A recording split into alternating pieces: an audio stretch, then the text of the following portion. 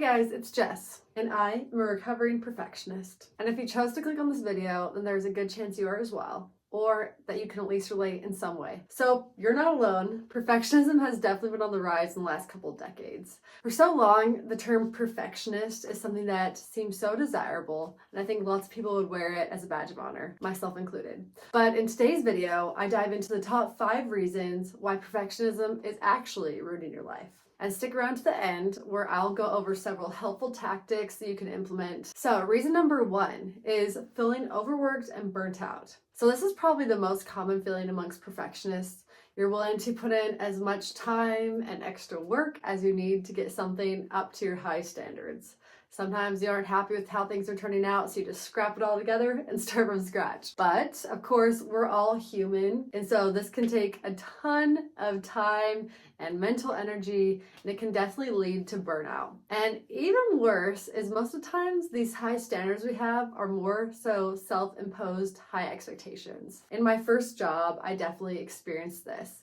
I expected so much out of myself, so I went kind of crazy and just put in tons of extra hours and lived at a really unhealthily high level of stress the entire time I was working there.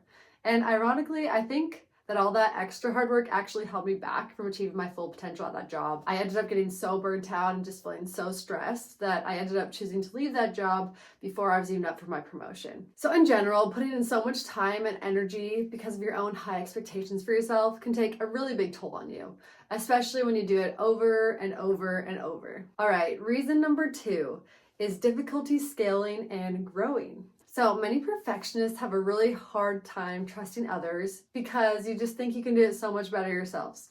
And let's be honest, lots of times you are right, you can do it better yourself. But at the end of the day, there's really just so many hours in the day and it's limited. It's really hard to take everything on your own shoulders, and trying to do so will really hold you back from achieving your full potential. This resistance against delegating or asking for help from others can actually be such a big hindrance to really achieving growth or achieving your full potential or these big goals.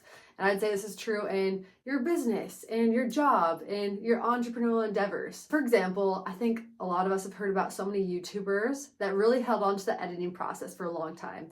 They thought that they were the best at editing their videos, they thought no one could replicate it, and that everything would fall apart if they stopped editing. And then they finally end up outsourcing that, and then they take that time that was previously spent editing into creating more content, and you just see their channels absolutely explode. Going back to examples, in my past corporate role, I can definitely think of a few times that I held on to certain tasks way longer than I should have. I just thought I could do them better. So I was like, oh, I'll keep going. I won't give them to my team. But when I finally let those go, I was left with so much more time to think high level and focus on strategy. These are really the things that are actually going to make a dent and move the needle. So it's so important as perfectionists to learn to trust those around us and build up good teams and good systems. Even though sometimes people might let us down. They might not do it perfect. They might not do just how we'd like. They might even make mistakes. But at the end of the day, learning to delegate is so key if you want to grow and continue to scale. Reason number 3, missed opportunities.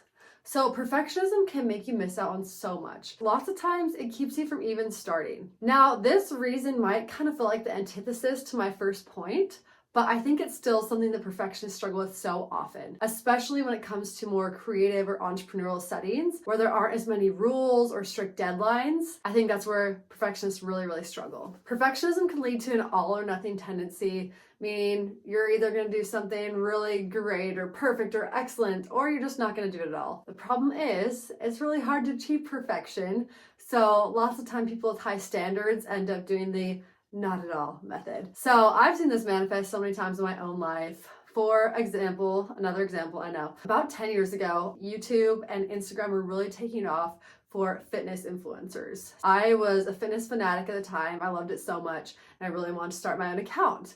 I even filmed my first video, a New Year's resolution video. But as you can imagine, I never posted it. I was not satisfied with it. I just could not get myself to post it. And I'm sure it would have been extremely cringy and poorly made, and I probably would have laughed and when I looked back on it with embarrassment, but at least I would have started. So unfortunately, 10 years later, here I am. I'm not some big time YouTuber. I'm not a fitness influencer, unfortunately. And now I have to have my cringy and embarrassing content posting days when I'm a full-blown adult rather than when I'm a teenager. But I decided that, you know what, I'm just gonna give it a go. We're gonna be okay with things being imperfect, and we're just gonna try. So with that being said, please be nice in the comments. All right, reason number 4, procrastination. So I would bet that procrastination actually occurs a lot more than you would expect amongst perfectionists. Because you want something to feel perfect or excellent, you tell yourself that you'll work on it later. I'll work on it when I have more time and I can get it right. Or I'll work on it after I've spent several more hours researching and getting all the statistics. Or I'll launch my product after my website looks perfect, and on and on and on and on. But what makes procrastination so bad is that we all have a finite amount of hours in a day.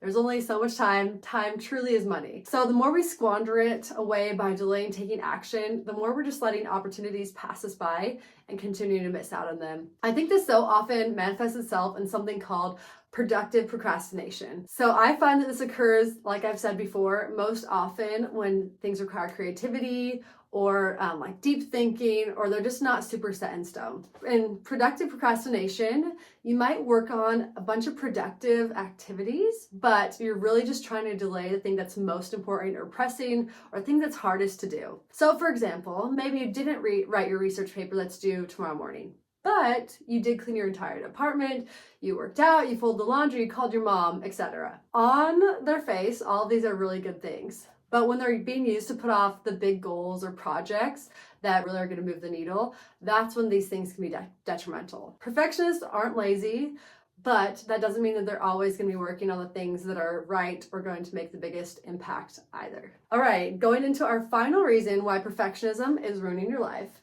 Reason number 5 is wasted energy on self-criticism. So self-criticism and just fixating on the areas where you lack will 100% keep you from achieving your full potential. Do you ever go to dinner and you had a great dinner, you had a lovely time, but you leave and you just focus on that awkward thing you said or that joke that didn't quite land right? Or do you ever just fixate on the 10 pounds that you can't lose, even though you've been really consistent with your fitness and diet routine? These are great examples of unproductive self-criticism. They're not very helpful, and they just take up a lot of brain power and energy and stop you from putting that elsewhere. I will say some self-criticism is completely okay, and I think absolutely necessary if you want to keep getting better. But it becomes an issue when it happens too frequently, or it becomes just a big energy suck that's taking up a lot of your brain space. Not a single one of us is perfect. We're gonna say stupid things. We're gonna get sometimes bad feedback on our performance reviews. We're gonna mess up on our diet. We're gonna have people disagree with us and call us out. But when we're trying too hard to be perfect and to please every single person, this takes up a lot of time and energy that we could be putting elsewhere into things that are a lot more productive or are gonna be better for us in the long run. So next time you keep replaying your mistakes over and over and you start kicking yourself and feeling so dumb, set a 5-minute timer. Give yourself 5 minutes just to wallow in that misery, to fully feel those feelings, and then after that 5-minute timer is up, you just have to move on. Moving on to solutions. You're probably thinking, wow, Jess, such a great uplifting video. I feel so good about myself now. But as promised, I want to dive into 5 tangible tactics on how you can beat perfectionism today. And of course, a big caveat, I'm by no means perfect at these myself. I'm still working on each of them fully. All right, number 1 is to set realistic, smart goals. By smart here, I mean specific, measurable, attainable, relevant, and time-bound. You've probably heard that phrase before.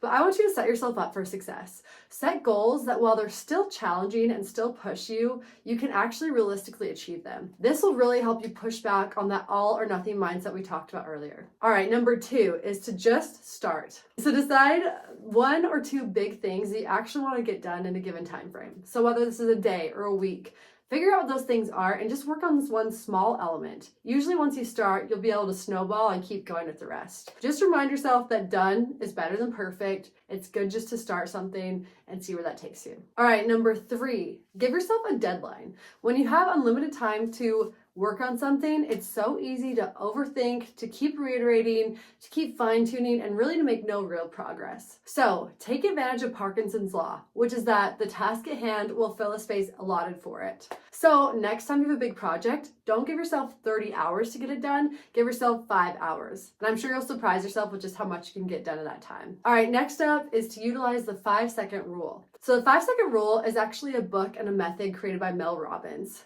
In this method, you essentially give yourself 5 seconds to execute. So you count down 5, 4, 3, 2, 1, and then you have to take action on the task at hand.